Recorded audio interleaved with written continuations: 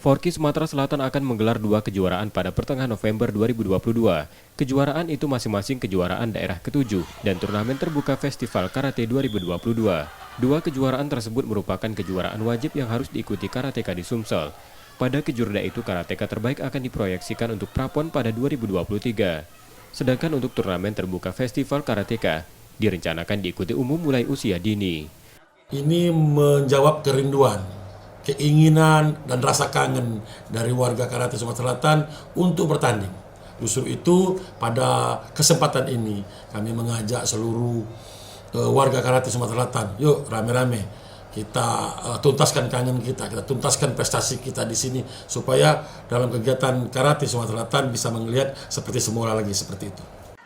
Forky Sumsel berharap kejuaraan dan turnamen karate di Sumsel dapat kembali menggeliat seperti sebelumnya. Nur Muhammad, Kompas TV, Palembang, Sumatera Selatan.